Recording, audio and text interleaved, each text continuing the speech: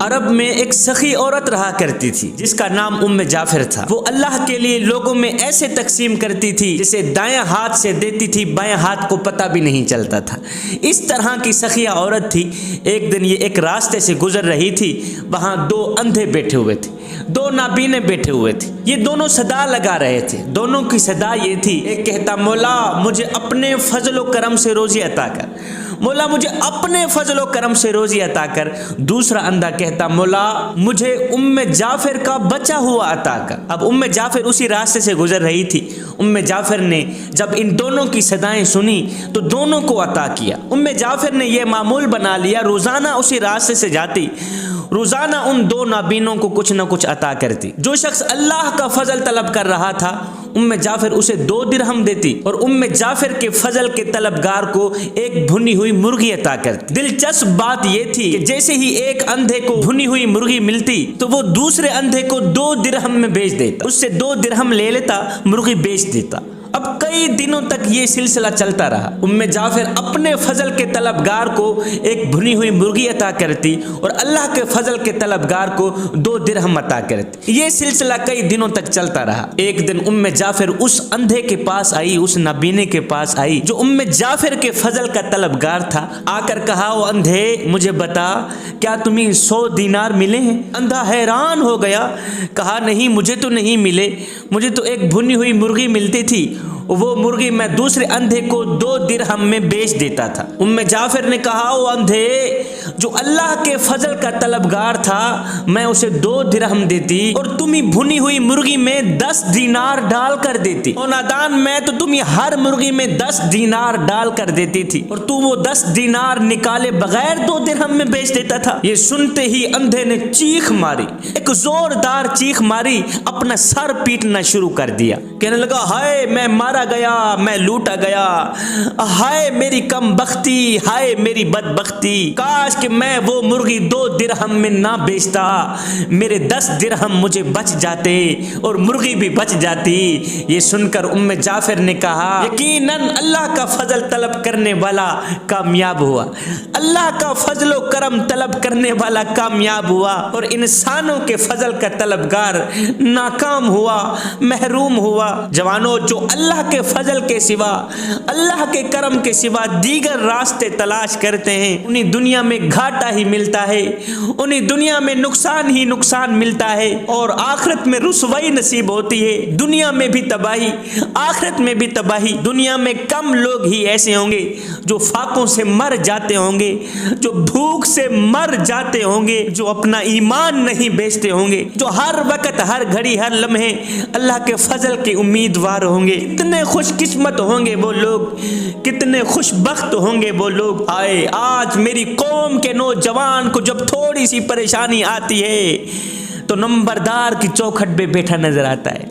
آج میری قوم کے نوجوان کو جب تھوڑی سی تکلیف آتی ہے، تھوڑا سا برا وقت ہی کیا آیا، چودھری کی چوکھٹ پہ بیٹھا نظر آیا، وہاں جا کے بھیک مانگتا ہے، خدا را میرے یہ مسئلے حل کر دو، میرا یہ کر دو، میں پریشانی میں پھنس گیا ہوں، میں تکلیفوں میں الجھ گیا ہوں، میں یہ ہو گیا، میں وہ ہو گیا، میں مارا گیا، میں تباہ ہو گیا، میں برباد ہو گیا۔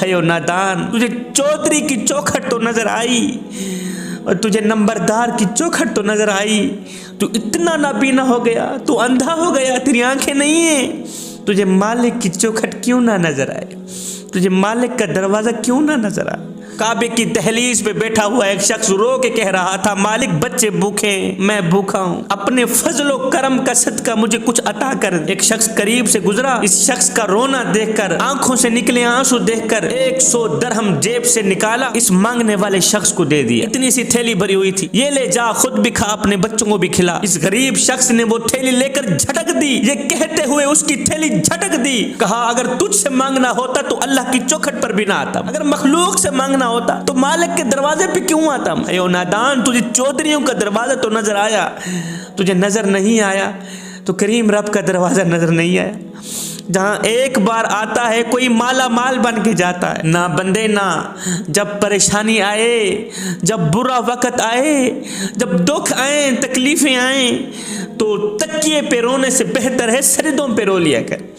सजदों पे रो लिया करें, इससे अल्लाह भी राज़ी हो जाएगा, तेरी परेशानी भी दूर हो जाएगी। तो जवानों, हर वक्त, हर घड़ी, हर लम्हे अल्लाह के फजल के तलबगार रहना। मेरा अल्लाह फरमाता है, ओ मेरे गुनहगार बंदे, ओ बदकार बंदे, एक बार तू मेरी चौखट पे आकर तो देख, एक बार अपना दामन फैला कर तो देख, एक बार अपना सर झुका कर तो देख, तुझे माला माल कर दूंगा, तुझे अमीर बना दूंगा, तुझे दुनिया की दौलत भी अता कर दूंगा, तुझे ईमान की दौलत भी अता कर दूंगा। ईमान की दौलत भी तुझे मिल जाएगी, दुनिया की दौलत भी तुझे मिल जाएगी। सिर्फ दुनिया में ही अमीर नहीं बनाऊंगा, मैं तुम्हें आखिरत में भी अमीर बना दूंगा, आखिरत का भी अमीर कर दूंगा मैं।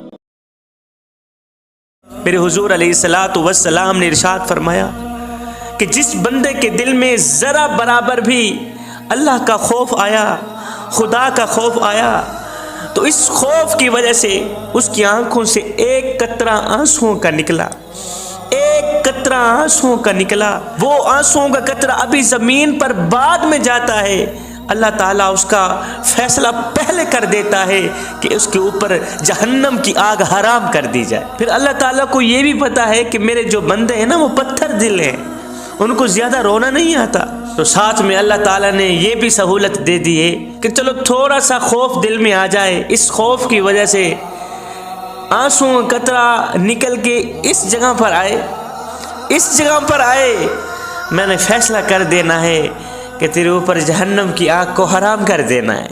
जब एक बंदा तौबा करता है, जब एक नौजवान तौबा करता है, पता है तुम्हारी ये तौबा अल्लाह ताला को कितनी खुशी देती है।